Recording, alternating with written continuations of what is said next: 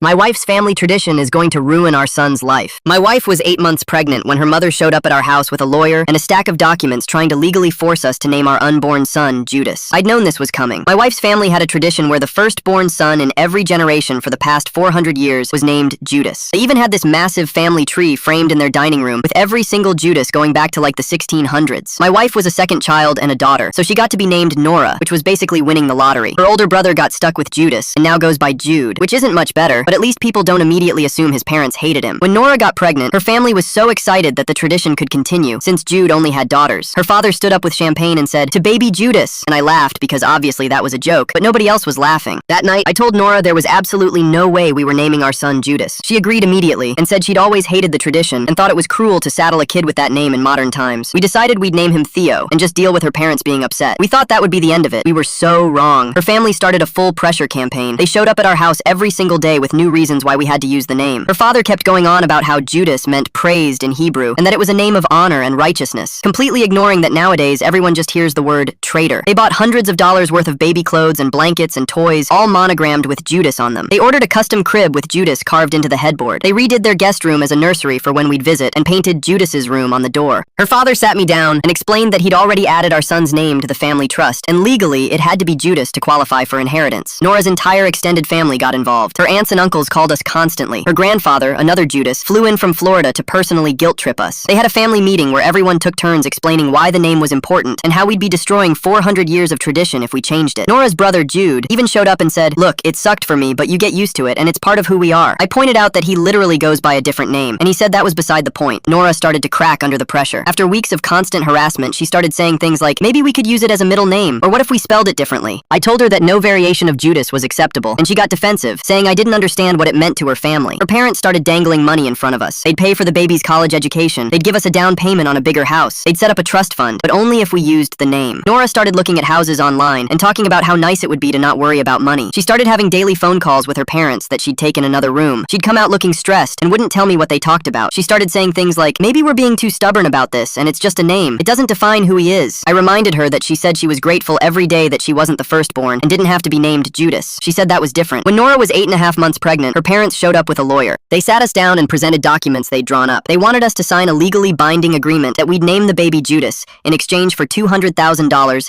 and a guaranteed inheritance. The lawyer explained that if we didn't sign, we'd be removed from the will entirely and cut off from the family. Nora looked at the papers, and I could see her actually considering it. I stood up and told them to get out of my house. Nora's mother started sobbing. Her father said, "You're making a huge mistake." Nora didn't say anything. After they left, Nora and I had the biggest fight we'd ever had. She said I was being unreasonable and that $200,000 would change our lives. I said our son's happiness was more important than money. She said the name wasn't that bad and kids get bullied for all kinds of things. I said yes, but most parents don't deliberately choose to make their kid a target. We didn't speak for 2 days. Then her water broke 3 weeks early. She called me at work screaming that the contractions were already close together and she couldn't reach anyone else. I told her to call an ambulance and that I'd meet her at the hospital, and I ran out to my car and started driving across town as fast as I could. I never made it. A truck ran a red light 2 blocks from the hospital and hit my side of the car so hard, the whole world went white. I don't remember the ambulance or the first surgery. The last thing I remember was gripping the steering wheel and thinking I had to get to Nora. When I woke up 12 hours later, my leg was in a cast, my ribs were taped, and there was an IV in my arm. Nora was sitting next to the bed holding our son. She was crying. She handed me the birth certificate and whispered, "I'm so sorry." The name on it was Judas. I stared at the official state seal, the printed letters, and then his name typed in the box where it should have said Theodore. Nora kept talking, her words tumbling out about how the doctors told her I might not make it, and her parents were in the waiting room the whole time she was delivering, and they told her it was what I would have wanted, and she was so scared, and she just signed everything they put in front of her. I looked up from the paper to her face, tear-streaked and desperate, and then down at the tiny person in the bassinet beside my bed, who was supposed to be Theo, but was legally something else entirely. Nora reached for my hand, but I pulled it away. I told her I needed her to leave. She started crying harder, saying we could fix it, saying she was sorry, but I just kept repeating that she needed to give me space right now because I couldn't look at her. The nurse who'd been checking my vitals during this whole thing caught my eye and asked quietly if I needed her to enforce visitor restrictions. I nodded. Nora stood there for another few seconds like she might argue, then walked out with her shoulders shaking. The door clicked shut, and I was alone with a baby whose legal name made me want to throw up, lying in a bed with a shattered leg 12 hours after nearly dying in a car I never should have been driving that fast. I picked him up carefully, mindful of all the tubes and wires still attached to me, and whispered that his name was Theo, no matter what any paper said. He made a small sound, and I started crying. Not the pretty kind, but the ugly, sobbing kind where you can't breathe right. Hours later,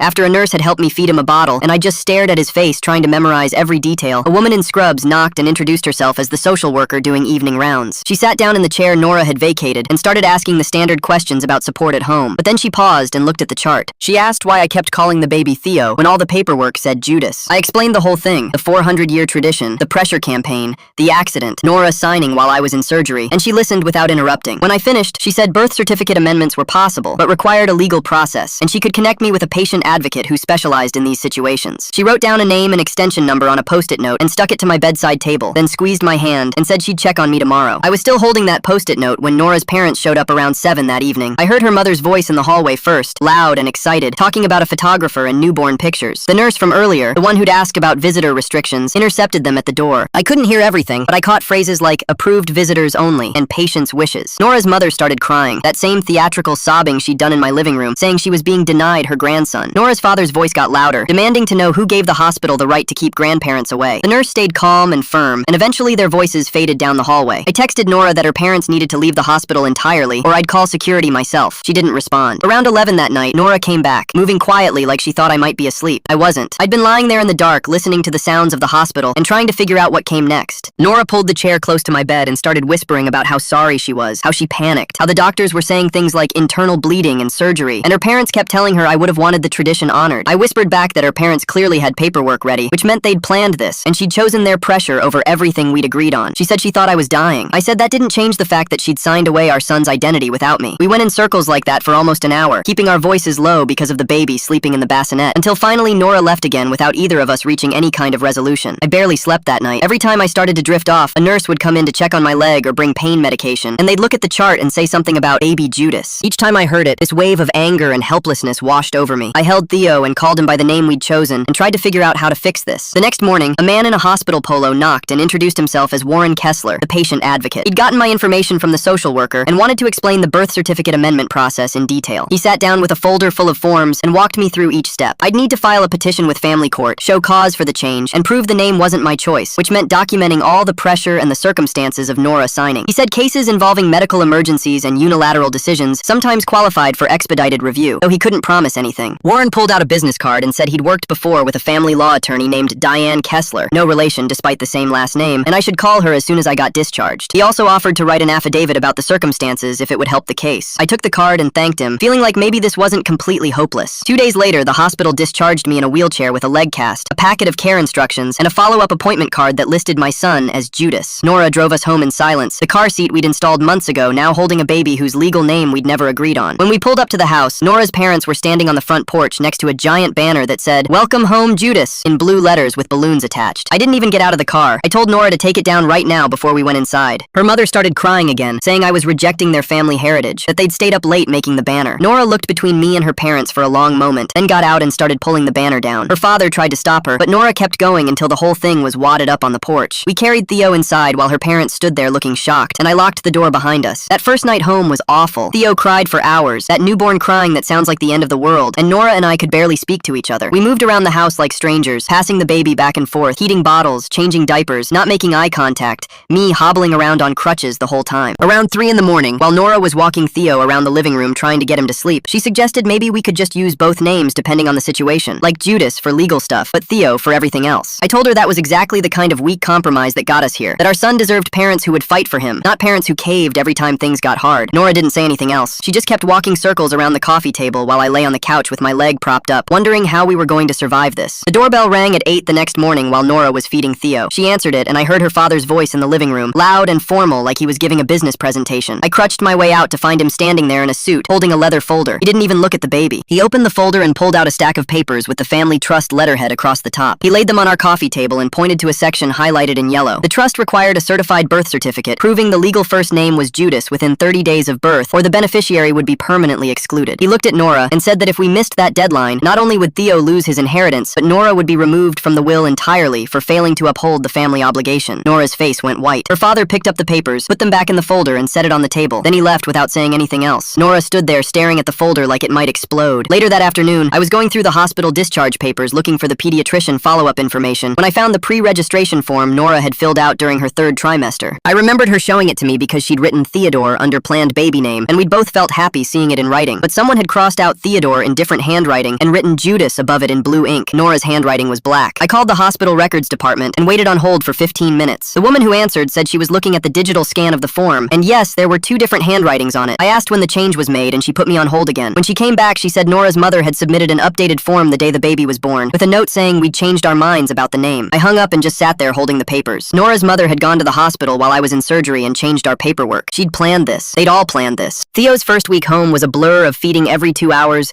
and maybe sleeping 30 minutes at a time between crying sessions. I spent the tiny breaks when he actually slept researching name change laws on my phone. Every website said the same thing. You need to file a petition with the court. You need legal representation. You need to publish notice in the newspaper. The process takes months minimum. Some sites said it could take 6 months or longer, depending on the court schedule. I felt trapped. Theo was legally Judas, and fixing it meant months of court battles and thousands of dollars we didn't have, on top of the medical bills already starting to arrive from the accident. By the end of the week, I was so exhausted I could barely form sentences. Nora finally said we needed to talk to the lawyer Warren had recommended. I was too tired to argue. Nora called Diane Kessler, and she had an opening that Friday afternoon. We drove to her office with Theo in his car seat, and I felt like I was moving through mud. Diane's office was small and cluttered with file boxes, but she was straightforward and didn't waste time. She listened to the whole story without interrupting. Then she said, birth certificate amendments based on lack of consent were legally viable in cases where one parent signed without the other's knowledge or agreement. She said we'd need strong documentation of the pressure campaign and proof that Nora's state of mind was compromised when she signed, meaning she was medicated, exhausted, and believed her spouse was dying. She asked if we had any of that documentation saved. Nora and I looked at each other. I said we had months of text messages and emails from her family. Nora said her parents had made videos of the nursery they decorated. I mentioned the monogrammed items they'd bought and the custom crib. Diane started taking notes. She said she wanted copies of everything, every text message, every email, every photo of items with Judas on them. She wanted a timeline of every family meeting and phone call where they pressured us. She specifically wanted documentation of the $200,000 contract offer and any evidence that Nora's parents had influenced the hospital paperwork. She said the altered pre-registration form was huge for our case. She also said we needed to be prepared for this to get ugly because Nora's family would fight back hard. I spent the entire second week creating an evidence folder while we tried to take care of Theo. I went through my phone and screenshot every text message from Nora's parents and extended family. I downloaded every email. I took photos of all the monogrammed baby items they'd sent. Nora helped by writing out a detailed timeline of every family meeting and phone call where her parents had pressured us about the name. She sat at the kitchen table for hours writing everything down. When she was done, she handed me 12 pages of single-spaced text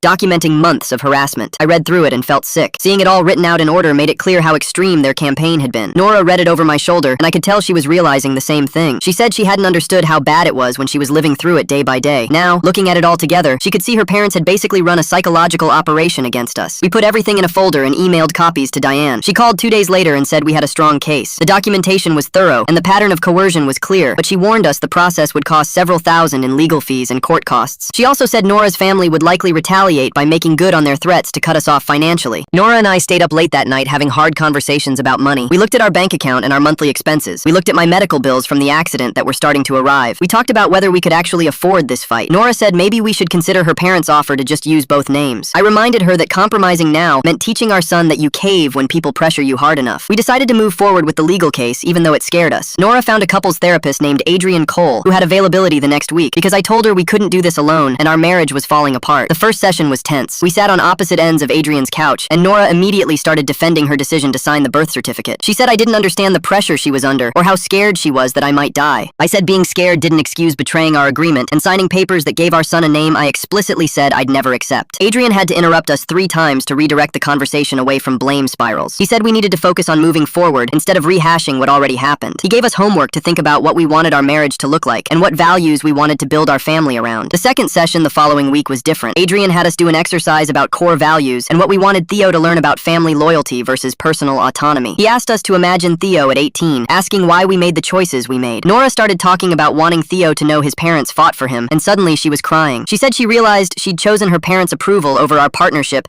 in the most important moment of our lives. She said she'd been so conditioned to please her family that she couldn't see how wrong it was until she thought about Theo growing up and learning that his mom had caved under pressure. It was the first time since the birth that I felt like Nora actually understood what she'd done. I reached over and held her hand. Adrian said this was progress and we needed to keep building on it. The pediatrician's office called during week 3 saying they needed to update their records with Theo's legal name for insurance and vaccination records. I was holding Theo while Nora stood next to me. The receptionist asked for the baby's full legal name and I had to say Judas out loud. Hearing myself say it to someone outside our immediate situation made everything feel real again in a way that knocked the air out of my lungs. The receptionist repeated it back to confirm spelling and I could hear the confusion in her voice. I said, "Yes, that's correct," and hung up. Then I just stood there holding Theo and started sobbing. Nora took him from me and kept walking circles around the living room while I sat down and cried. All the progress we'd made in therapy felt meaningless because at the end of the day, our son's legal name was still Judas, and every official interaction was going to be this humiliating reminder that we'd lost control of the most basic parenting decision. That same afternoon, I posted a photo of Theo sleeping in his bassinet on my personal social media page. I captioned it with 3 simple words and a heart. Nora's aunt, Colette, saw it within minutes and screenshot it to send to the family group chat. My phone started buzzing non-stop around dinner time. I picked it up and my stomach dropped as I scrolled through message after message. Her uncle demanded to know why we were disrespecting the family name. Her cousin said we were spitting on 400 years of tradition. Her aunt called us ungrateful and selfish. Nora's grandfather sent a voice message that was 2 minutes of him yelling about living a lie and dishonoring his legacy. Nora tried to respond in the chat, explaining that we were working through things legally, but they just kept piling on. Her mother sent crying emojis and said her heart was broken. Her father typed in all caps that the name on the birth certificate was what mattered, and we needed to stop this charade immediately. I grabbed the phone and turned it off completely. We couldn't deal with this on top of everything else. 3 days later, Nora's parents showed up without warning. I was on the couch with my leg propped up when I heard a truck backing into our driveway. Nora went to the window and said it was her dad's pickup with something huge in the back covered by a tarp. Her parents got out and started untying the straps. Nora opened the front door and stepped onto the porch. Her father pulled back the tarp to reveal the custom crib with Judas carved into the headboard in giant letters. Nora told them they couldn't bring it inside. Her mother started crying and saying they'd spent $3,000 on it and we were throwing their gift back in their faces. Nora's father said we were being spiteful and childish, wasting good furniture because we wanted to make a point. Nora stood in the doorway with her arms crossed and said we already had a crib and didn't need another one. Her father said this was a family heirloom that should be passed down through generations. Nora said it had our son's wrong name on it, so it wasn't going in our house. They argued on the porch for 20 minutes while I sat inside listening to every word, useless with my leg in a cast. Finally, Nora's father said they'd store it at their house until we came to our senses, and they loaded it back into the truck and left. Nora came inside shaking and sat down next to me without saying anything. The next morning, a large envelope arrived in our mailbox. Inside was a check for $200,000 made out to both of us. The memo line said, "For Judas's future, conditional acceptance of family tradition." There was a note from Nora's father explaining that the money was ours if we dropped the name change petition and accepted that our son's legal name would remain as filed. Nora stared at the check for a long time. I called Diane immediately and told her what arrived. She said under no circumstances should we deposit or cash that check because it could be used as evidence that we accepted their terms and agreed to the name arrangement. She told me to make copies for our records and put the original in the evidence folder with everything else we'd been documenting. I did exactly that while Nora watched. She asked if we were really going to turn down that much money, and I reminded her we'd already decided our son's identity wasn't for sale. She nodded, but I could see her doing math in her head about what that money could buy. That evening, I got a private message from Jude on social media. He apologized for not speaking up sooner and said he should have warned me how intense his parents would get about this. He admitted that being named Judas made his entire childhood miserable, and he spent years being bullied and having to explain his name to everyone he met. He said he went by Jude starting in middle school because he couldn't take it anymore. And even now, at 38 years old, he still had to deal with people's reactions when they saw his legal name on documents. He said he wished someone had fought for him the way I was fighting for Theo. He gave me contact information for Rosa Vance, a family mediator who helped him set boundaries with their parents when they tried to pressure him about naming his own daughters. He said Rosa understood the family dynamics and might be able to help us find some middle ground, though he wasn't sure middle ground was possible with a 400-year tradition at stake. He ended the message saying he'd support whatever we decided, and if we needed someone to testify about how the name affected him, he'd do it. I showed Nora the message, and for the first time since the birth, I saw her look relieved that someone in her family understood. Nora called Rosa Vance the next day and explained our situation. She had an opening the following week and said she'd be willing to facilitate a conversation between us and her parents if everyone agreed to participate. Nora was optimistic that maybe having a neutral third party would help her parents see reason. She said they were good people who just had this one blind spot about tradition, and maybe Rosa could help them understand our perspective. I was way less optimistic. I'd watched her parents spend months trying to bribe and manipulate us into using a name they knew we hated. I didn't think one mediation session was going to suddenly make them reasonable about something they'd spent 400 years building their family identity around. But I agreed to try because Nora needed to see for herself that her parents weren't going to compromise. The mediation session happened during week 4 at Rosa's office downtown. She had us all sit in a circle in comfortable chairs and explained the ground rules about respectful communication and listening without interrupting. Nora's mother started crying before Rosa even finished the introduction. Her father sat with his arms crossed, looking angry. Rosa asked us each to explain our perspective, starting with Nora and me. Nora talked about wanting our son to have a normal name that wouldn't make him a target for bullying. I explained that I never consented to the name Judas and woke up from surgery to find my son's identity had been decided without me. Rosa asked Nora's parents to share their view. Her father launched into the 400-year tradition speech and how the family trust was legally structured around the name. Her mother sobbed about being the generation that broke the chain and how devastated the extended family was. Rosa tried to guide the conversation toward possible compromises. She suggested using Judas as a middle name or finding a similar name that honored the tradition without the modern negative associations. Nora's parents shut down every suggestion immediately. Her father said the trust document specifically required the first name to be Judas with that exact spelling. Her mother said any variation would be the same as breaking the tradition entirely. Rosa asked if they understood how their pressure campaign had affected us and if they could acknowledge that showing up with lawyers and money was inappropriate. They refused to admit they'd done anything wrong. Her father said they were trying to preserve something important and we were being stubborn for no good reason. The session ended with nothing resolved and Nora's mother still crying. Warren Kessler called during week 4 to check how I was doing, both with the leg and everything else. He said he liked to follow up with patients patients who'd been through traumatic situations to make sure they were getting support. I tried to hold it together on the phone, but ended up telling him everything. I explained about the family pressure that hadn't stopped, the legal costs we were facing to fix the birth certificate, and how exhausted I was from fighting this battle while recovering and trying to help care for a newborn. Warren listened to everything and then said he'd be willing to write an affidavit about the circumstances of Nora signing the birth certificate if it would help our case. He said he remembered the situation clearly because Nora's parents had been in the hallway making demands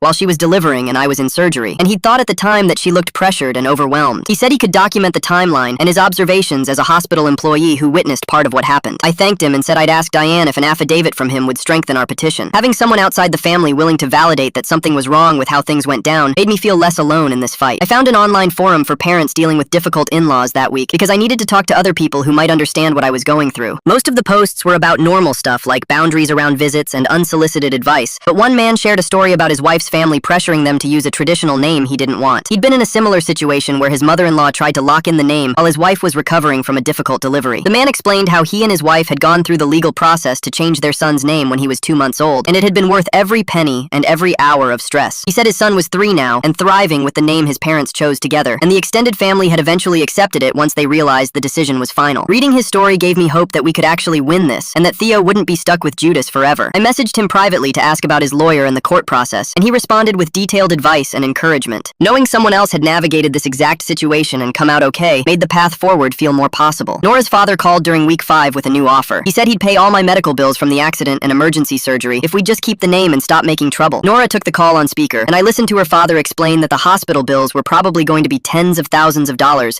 and we shouldn't have to carry that burden when the family could easily cover it. Nora looked at me with this desperate expression because she knew exactly how much we owed. The bills had been arriving all week, and we were looking at close to $40,000 in charges that our insurance only partially covered. I asked her father if this was another conditional payment, and he said of course it was conditional on us dropping the name change petition. Nora started to say maybe we should consider it, but I cut her off. I reminded her we'd agreed before the mediation that our son's identity wasn't for sale at any price. I said it didn't matter if it was $40,000 or $400,000. We weren't going to let her parents buy the right to name our child. Nora told her father we couldn't accept the offer, and he said we were being foolish and prideful. He hung up without saying goodbye. That night, Nora and I sat down together at the kitchen table with my laptop. I opened a blank email addressed to both her parents. I wrote out formal boundaries stating they could not visit or have any contact with Theo until they agreed to respect and use the name we chose for him. I explained that we needed space from the pressure and manipulation, and until they could treat us as Theo's parents with the right to make our own decisions, they wouldn't be part of his life. Nora read over what I'd written and added a paragraph about how much it hurt her to set these boundaries, but how necessary it was for our family's well-being. She said she loved her parents, but she loved her son more, and she needed them to understand that their behavior had damaged their relationship with us. We both signed our names at the bottom, and Nora hit send before either of us could second-guess it. Sitting there watching that email go out felt like the first time we'd actually been united and on the same team since Theo was born. Nora reached across the table and held my hand, and we just sat there together in the quiet kitchen, knowing we'd just declared war on her entire family, but feeling like we'd finally chosen the right side. Nora's father called the next morning before I'd even finished my first cup of coffee. Nora put him on speaker, and I listened to this cold, controlled voice lay out exactly what we were losing. He went through a list like he was reading off a legal document. The college fund they'd set up would be dissolved, and the money returned to their estate. The down payment assistance they'd promised for a bigger house was gone. The emergency fund they'd established in case Nora lost her job would be closed. The trust Nora was supposed to inherit when they died would be modified to exclude her entirely. He said we had 1 week to reconsider our boundaries and accept that Theo's legal name was Judas, or every single thing on that list would happen. Nora asked if there was any room for compromise, and her father said the only compromise was us accepting reality. The call ended, and Nora just sat there staring at her phone. I reminded her we'd already decided money didn't matter more than our son's identity, but I could see her doing the math in her head about what we were actually giving up. Diane called 2 days later to say she'd filed the petition to amend the birth certificate. She walked us through what happened next and explained there was this publication requirement where the name change petition had to be posted in the legal notices section of the local newspaper for 3 consecutive weeks. She said it was standard procedure for any name change to give interested parties a chance to object, but it meant Nora's entire extended family would definitely find out we were taking legal action. I asked if there was any way around the publication, and she said no, it was state law. Nora asked what would happen if her parents filed an objection, and Diane said they could, but their grounds would be weak since they weren't the legal parents. The publication would run starting next week, and the hearing would be scheduled about 6 weeks after that. Sitting in Diane's office processing the publication requirement made my stomach hurt. I told her I was scared of everyone knowing that Nora signed papers without my consent while I was unconscious in surgery. It felt like admitting publicly that my wife had betrayed me in the worst possible moment. Diane leaned forward and said transparency was actually better than trying to hide it. She explained that Nora's family would spin their own narrative if we stayed quiet, but if we controlled the story through the legal petition, we could present the facts on our terms. She said the petition would include Nora's statement about the pressure campaign and the circumstances circumstances of signing, which would make it clear this wasn't a simple disagreement, but a pattern of coercion. I looked at Nora and she nodded, saying we should be upfront about everything. We decided to let the publication happen and deal with whatever fallout came from her family seeing it in print. The annual family newsletter arrived during week 6 in a big manila envelope with Nora's parents' return address. I opened it thinking maybe it was some kind of apology or peace offering, but instead it was this glossy 8-page holiday newsletter they send to their entire extended family every year. The front page had a huge photo they'd taken at the hospital without asking, showing them holding Theo with a caption that said, "Welcoming Judas the 7th to the family legacy." Inside were multiple pages about baby Judas's arrival and stories about the family tradition and how proud they were to continue it for another generation. They'd included photos of the nursery they'd set up at their house with Judas's room painted on the door. They'd even printed out a section of the family tree showing Theo listed as Judas the 7th with his birth date. Seeing our son introduced to hundreds of relatives under the wrong name made me so angry. I actually threw the newsletter across the room. Nora picked it up and read through it, and her hands were shaking. She pulled out her phone and called her mother right there. I could hear her voice on the other end sounding cheerful until Nora cut her off. She told her mother they had no right to use Theo's photos without permission and no right to announce him to the family using a name we didn't choose. She said if they sent any more newsletters or shared any more information about our son, we'd add harassment to the legal petition. Her mother started crying and said they were just proud grandparents sharing their joy, but Nora hung up on her. Our third therapy session with Adrian happened a few days after the newsletter incident. Adrian asked Nora to talk about what it felt like being caught between her parents and me, and Nora spent 20 minutes trying to explain how she'd been raised to believe family loyalty meant putting the tradition first. She said her whole life she'd watched her brother suffer with the name, but nobody ever questioned whether the tradition was worth it. Adrian asked what Nora wanted Theo to learn about family, and Nora got quiet for a long time. Then Adrian gave her homework to write a letter to Theo, explaining why we were fighting for his name. He said Nora needed to put into words what kind of mother she wanted to be, and what values she wanted to teach our son. Nora looked uncomfortable, but agreed to do it. Adrian said the letter didn't have to be perfect. It just had to be honest about her feelings and choices. Nora showed me the letter 3 days later. We were sitting on the couch after Theo fell asleep, and Nora handed me 3 pages of notebook paper covered in her handwriting. The letter started with an apology for signing the birth certificate, and then went into this long explanation about family pressure and tradition. But the important part was near the end, where Nora wrote that choosing Theo's identity over family money was the right thing to do. She wrote about not wanting Theo to grow up feeling like a pawn in someone else's tradition, or like his worth depended on carrying a name he didn't choose. She wrote about wanting to be the kind of mother who protected her son instead of sacrificing him to keep peace with grandparents. Reading it made me cry, because it was the first time Nora had clearly said out loud that our son mattered more than her parents' approval. I told her the letter was exactly what Theo needed to hear someday, and Nora said writing it had helped her see that we were doing the right thing even when it was hard. The hospital billing department called during week 7 while I was feeding Theo. The woman on the phone said she was calling to verify that I'd authorized Nora's parents to pay my medical bills from the accident. I said I absolutely had not authorized that, and asked how they even had access to my account. She explained that they'd called with my insurance information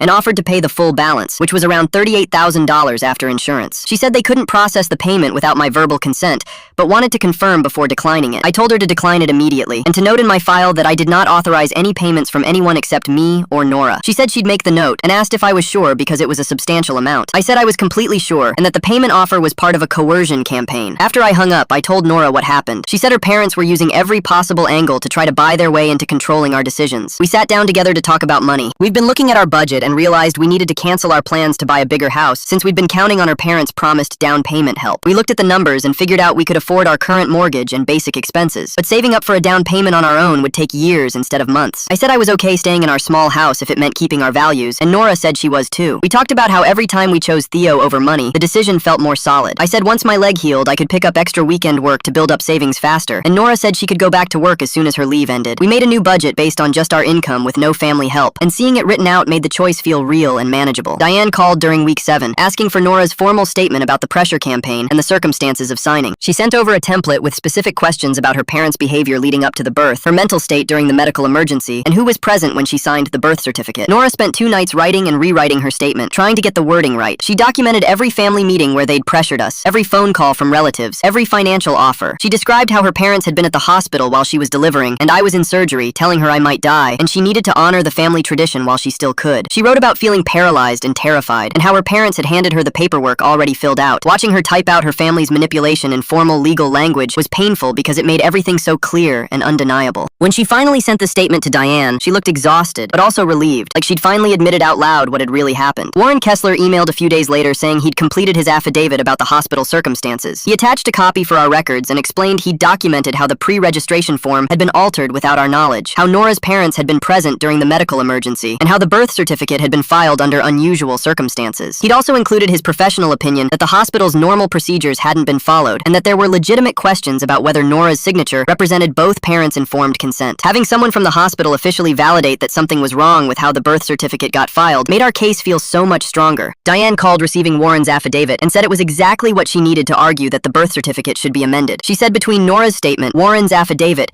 and all our documentation of the pressure campaign, we had a solid case for the hearing. Nora's parents called during week 8 with what they said was their final offer. Nora answered on speaker, and her father explained they'd been thinking about a compromise where Judas stayed as the legal name, but we could use Theo in daily life, and they'd wire the $200,000 that same day if we agreed. Nora looked at me across the kitchen table while her father kept talking about how this solved everything and gave us the money without forcing us to use a name we didn't like in practice. I could see Nora was completely worn out from months of fighting, the exhaustion carved into her face. And part of me understood the temptation to just take the money and end this. But we both knew what that compromise actually meant. Our son would spend his entire life explaining why his legal documents said one thing while everyone called him something else. Every time he applied for a job or got a passport or filled out official paperwork, he'd have to write Judas and then explain that's not actually what he goes by. Nora told her father we'd think about it and call back tomorrow, then hung up and put her head in her hands. We stayed up all night talking it through while Theo slept in his bassinet next to the couch. Nora kept coming back to how much easier life would be with that money, how we could stop worrying about legal fees and afford a bigger place and actually have savings. I reminded her that Theo would grow up feeling split between two identities, never fully owning either name, always having to justify the disconnect. Around 3 in the morning, Nora finally said she didn't want our son spending his whole life explaining why his legal name didn't match what people called him. She said she'd rather Theo have one clear identity that both his parents chose together, even if it meant losing the money and the inheritance. We decided together to call her parents the next day and refuse the compromise offer, then told Diane to keep moving forward with the name change petition. Nora called her father that afternoon and said we weren't accepting any version of the name Judas, legal or otherwise, and her father hung up without saying another word. The family narrative war got worse during week 9, when Nora's parents started telling relatives we were keeping Theo away from them and refusing to even discuss reasonable compromises. Nora's phone filled up with text messages from aunts and uncles saying we were being stubborn and destroying the family over just a name. Her cousin sent a long message about how traditions matter and we were disrespecting 400 years of family history because we thought we were better than everyone else. Nora's aunt called crying and said her parents were heartbroken and we were tearing the family apart for no good reason. The messages kept coming all week, sometimes a dozen in a single day, all saying basically the same thing about how we were wrong and selfish and needed to compromise. Nora started leaving her phone in another room because checking it just made her feel worse. But I read through all the messages and saved them in case Diane needed more evidence of the pressure campaign. None of the relatives seemed to care that we'd already tried compromising and that Nora's parents had rejected every option except getting exactly what they wanted. They all acted like we were the unreasonable ones for not wanting our son legally named something that makes people think traitor. Our 4th therapy session with Adrian focused on preparing for the likelihood that Nora's parents would actually follow through on cutting us off financially. Adrian had us practice boundary scripts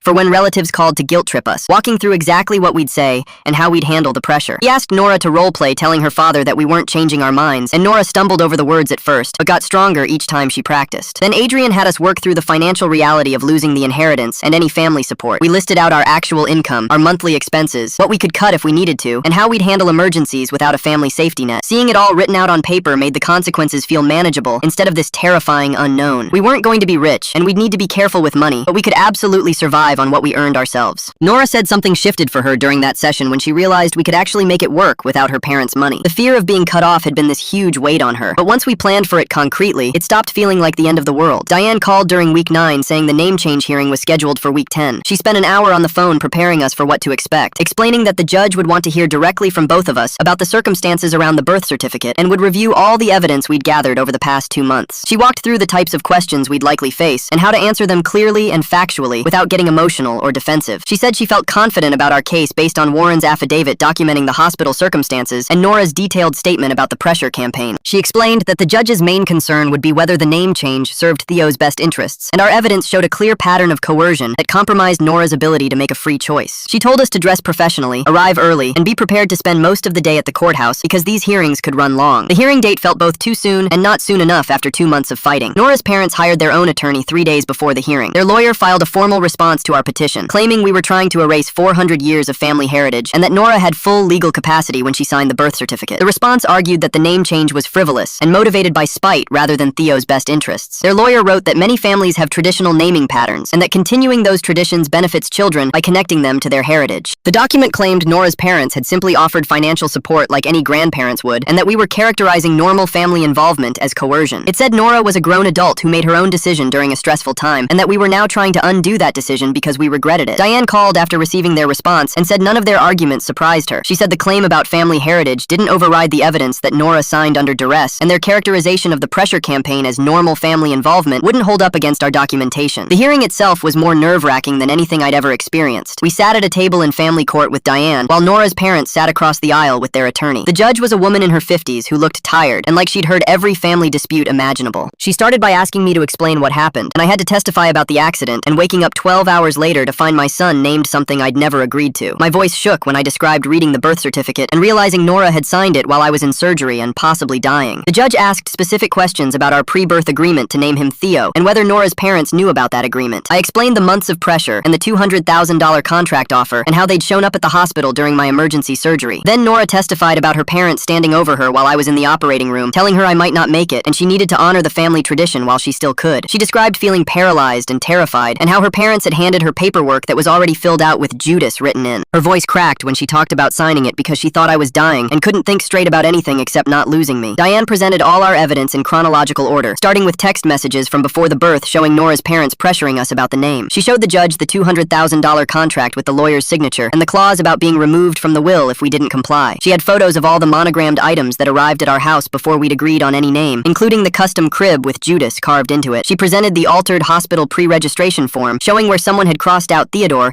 and written Judas in different handwriting. She showed emails from Nora's extended family, all pushing us toward using the name and threatening consequences if we didn't. When everything was laid out chronologically like that, the pattern of pressure and coercion was completely undeniable. The judge looked through each piece of evidence carefully, asking questions about dates and who sent what message and when the various items had been purchased. Nora's testimony became the real turning point when Diane asked her directly whether she'd signed the birth certificate of her own free will. She said no. She'd signed it under duress because her parents exploited her fear about losing me and made her believe she was honoring me by using their family name. She told the judge she wanted to be the kind of mother who protects her son's identity rather than sacrificing it for money and tradition. She said she'd made a terrible mistake in a moment of crisis, and she was asking the court to let her fix it before Theo was old enough to be hurt by it. I watched the judge's face while Nora spoke and saw her expression shift from neutral to something that looked like understanding. She asked Nora whether her parents had known about our agreement to use the name Theo, and Nora said yes, they'd known for months, and that's why they'd pressured her so hard when I couldn't stop them. The judge turned to Nora's parents' attorney and asked if there was any dispute about the pressure campaign or the contract offer. Their lawyer had to admit those facts were accurate, but argued they didn't invalidate Nora's signature because she was a competent adult who made her own choice. The judge asked whether Nora's parents acknowledged being present at the hospital during the medical emergency and influencing her decision, and their lawyer said his clients were simply supporting their daughter during a difficult time. The judge looked skeptical and asked if it was normal for grandparents to arrive at a hospital with pre-filled birth certificate paperwork during their son-in-law's emergency surgery. Their lawyer didn't have a good answer for that. The judge said she'd review all the evidence and issue a ruling within a week, then dismissed everyone. We walked out of the courthouse completely drained, and I had no idea which way the decision would go. Nora's parents were standing by the concrete stairs with their attorney, and Nora's mother took a step toward us with her hand reaching out. Their lawyer grabbed her elbow and pulled her back, saying something I couldn't hear from that distance. Nora's father just stared at us with his arms crossed. We walked past them to our car without saying anything. Nora drove us home, and neither of us spoke the entire trip. I kept replaying the judge's face in my mind, trying to figure out what she was thinking when Nora testified. The ruling came 6 days later on a Thursday morning. Nora brought in the mail, and there was a large envelope from the county court. Her hands shook when she opened it. I read over her shoulder and saw the words "Birth Certificate Amendment Approved" right at the top of the first page. The judge's order said Nora's signature was obtained under circumstances that didn't reflect both parents' informed consent. She wrote that the child's best interest is served by having a name both parents chose together. The legal name was officially changed to Theodore. I sat down on the kitchen floor with my cast stretched out in front of me, and Nora sat down next to me, and we held our son between us, and I whispered his name, his real name, the one we chose, over and over,